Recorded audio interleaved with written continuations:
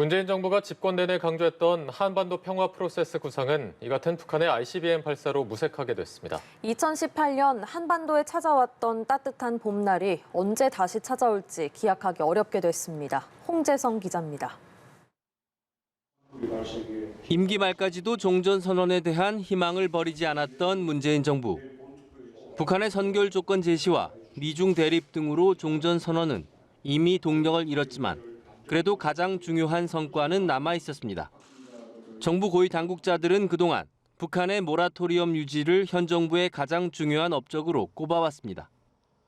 남북 관계가 북한이 대륙간 탄도미사일을 연거푸 쏘아 올리던 2017년과 같은 최악의 상황으로 되돌아가지 않은 것은 한반도 평화 정착을 위한 문재인 정부의 일관된 노력 덕분이었다는 겁니다. 하지만 북한은 문재인 정부의 진정성과 노력은 아랑곳하지 않고 ICBM을 전격 발사하며 모라토리엄을 파기해버렸습니다.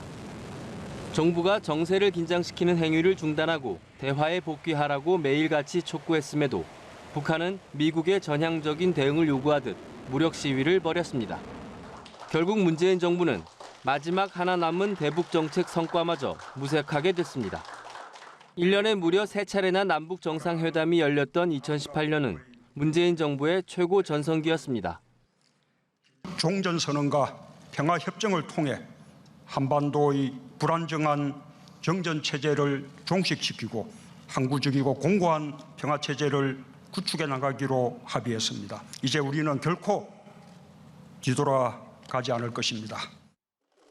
다시는 되돌아가지 않을 것 같았던 남북 관계는 문재인 정부 출범 이전처럼 다시 꽁꽁 얼어붙을 전망입니다. 연합뉴스 TV 홍재성입니다.